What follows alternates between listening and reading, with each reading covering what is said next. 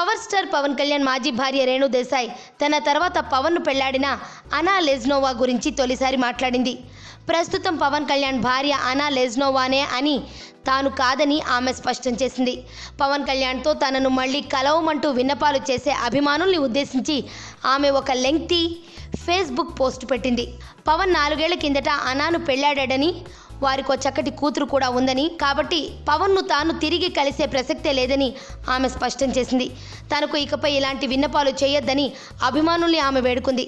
ఫేస్బుక్లో రేణు ఇంకా ఏమందంటే, 4 ఏళ్లుగా ఫేస్బుక్, ట్విట్టర్ లాంటి సోషల్ మీడియాలో నా వ్యక్తిగత జీవితానికి సంబంధించి వరుసగా అభ్యర్థనలు, విన్నపాలు ఎడతెరిపి లేకుండా కురుస్తూనే ఉన్నాయి.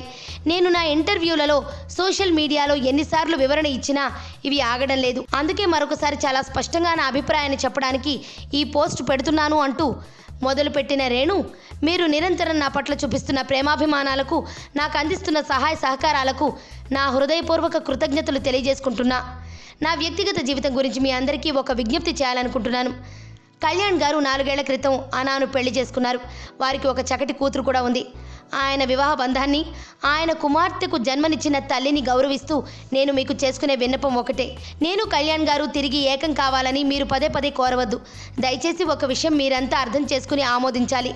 అదేమిటంటే, కళ్యాణ్ గారి భార్య అనా, నేను కాదు అని ఆమె స్పష్టం చేసింది. పవన్కు తాను భార్య కాకపోయినా ఆయన తన పిల్లలకు తండ్రి అని, తామిద్దరం ఎప్పటికీ స్నేహితుల్లాగా ఉంటామని రేణు తెలిపింది. ఒకటి మాత్రం నిజం, ఆయన నా పిల్లలకు తండ్రి, నేను ఆయన మంచి స్నేహితులం మాత్రమే. కానీ మేమెప్పటికీ తిరిగి భార్యాభర్తలం కాలేము. ఈ సత్యాన్ని నేను మనసా వాచా కర్మణ అంగీకరిస్తున్నాను. మీరు కూడా ఈ వాస్తవాన్ని అర్థం చేసుకుంటారని ఆశిస్తున్నాను.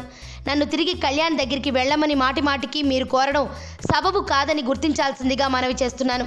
మరో వైవాహిక బంధంలో ఉన్న ఆయన దగ్గరకు తిరిగి వెళ్ళడం అసమంజసం, అసాధ్యం, అర్ధరహితమని మీ అందరికీ తెలియజేస్తున్నాను.